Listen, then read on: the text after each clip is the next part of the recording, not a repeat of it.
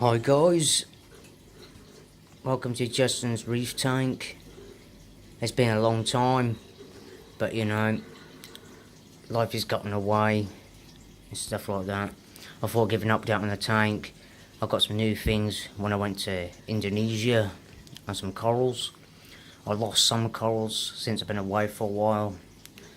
That's what happens when you get a family member just adding RO water because I ain't got a top up system yet.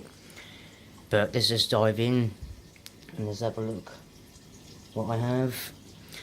What I got from Indonesia. I got some of these.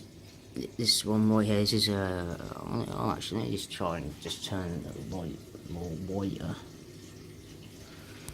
I've got this one right here. These polyps here. I'm not too sure what it's called, but this is what I got in a bag like this, massive, not a frag or anything. And it's actually, and I tell you now, Indonesia's got some lovely corals and they're so cheap, and this is actually beautiful. I had to move it from over here because it was quite flowing quite dramatically and it was going all over the place and didn't really like it. I moved it in. It's got massive. That's just, you know, just spread it out, loving life at the minute. My frog spawn, come out of the way, Nemo, Jesus fish, out of the way. But yeah, the frog spawn is still the same.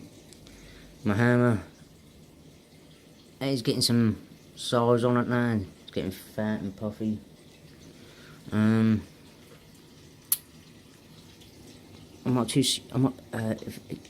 Favia brain or something it's called. I'm not too sure. Ain't really no difference to that yet. My toadstool. I had to move all my A cans and everything like that, and my Duncan coral down into my sump because I had like all over my rocks. I had green hair algae outbreak, Aptasia outbreak. Oh, it was absolutely everywhere when I come back from holiday, and that's why in this section here, it's all been taken out. I put it in the bucket of RO water, and you know, just let that sit and stuff like that.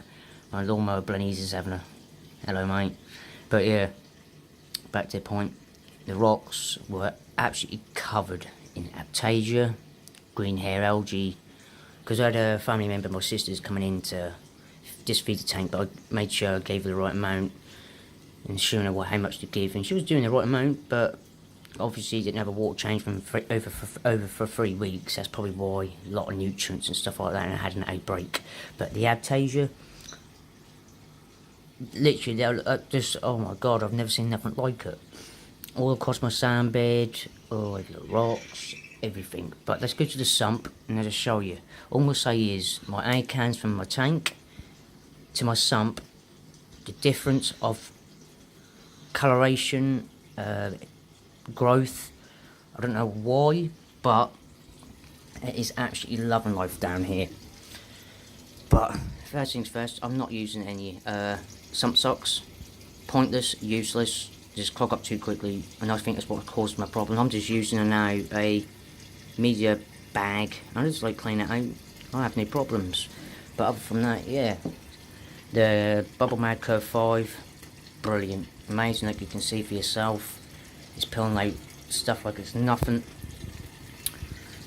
Actually disgusting, actually stinks, but beautiful. So yeah, oh yeah, and this is the other coral. Amazing, huge, actually bloody huge. My Duncan coral, since it's been down here, oh that is, I'm going to put a pump on, but from that, that's just ridiculously grown a load of heads on it. That was one head, now it's got like, I think there's like six or seven heads on it now. But yeah, that, I don't know what this coral's called, I can't remember, I'm not too sure. But if you know, just let me know what that's called. I can't remember what that's called. The same as the other coral. My Duncan corals, A cans, like you can see. Look at these. The phone at the back was my first ever A can. This one here is growing outstandingly. Like you can see all these little heads here now. I don't know what it is in the sump, but it is absolutely loving it. Absolutely loving it down there. Look at that. Absolutely amazing. They're sucking in everything, and they're just growing like mad. I don't know what's going on. I don't do any dosing. Well, I can't say I don't do any dosing, but I just dose some of this all-in-one stuff every so often. Every like, I'd say it's 5 mils a cut for 200 litres or something. I'm not too sure. But I only do like, I'll say about 1.5 mil, 2 mil every 3 to 4 days. And I'm gonna say is, this is the result really. Bloody amazing. But I've still got to get a automatic top off thing to sort this out. But yeah, Duncan coral, and it's under a Kessel A80 in a sump, and this is, oh my god, I can't see why it's growing so nicely in here. Then in here, underneath the Kessel's 360s, is it? Yeah, A360s. I can't see why they're not growing underneath that though. You know, but I don't know. I don't know what's going on. Fish wise, I lost a fish. My fault. My bicolour blending. When I was telling you about the rocks, I took one of the rocks out. He was inside. I shaped it. He came out. I put that rock back in for some reason. Me being stupid. I shaped it again, and I thought, oh, he's not in there because he swam over here. I thought he was around this section, but he weren't. He got back in the rock, and me, I accidentally killed my bicolour blending. I was quite annoyed about that because I ain't lost no fish except for my bicolour blending, and I done that myself. My fault. But I've got to get another one.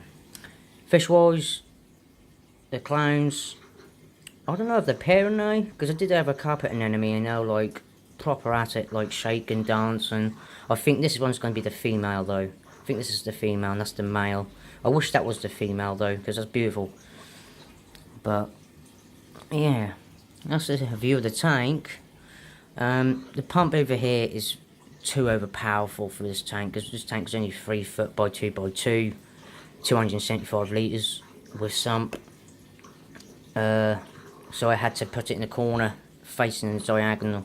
If I actually turn it on, it's on the lowest setting, but if I turn it on, give it a second, and you'll see what I mean in a minute. It just blasts my corals. That's why I have to be careful. It's on the lowest setting, but I'll give it a little shimmer in a minute. But because they're really fine polyps, and they just like go all over one way. There you go, look. I don't know if that's too much for them or alright. See, with the frog spawn, now it's got that little pulse going on. That's looking cool. But now comes the hammer. But yeah. But no, all the fish are good. I'm thinking of like just re-ripping it down and re-scaping it and sorting my corals out, because I've got some in the sump, you know, and I've got to sort my auto top off out and stuff like that to see what's going on. But the acans, I just can't get over the acan growth and the coloration since I've been in the sump. It's just amazing. So if you've got acans and just put them in your sump. I don't know why, but they just I think they prefer the sump because it's got obviously something in there. They're just sucking it in and it's just growing outstandingly. If you've got a sump, give it a try. But don't actually, don't give it a try. I'm still a newbie. I've only been over a year for me on this tank.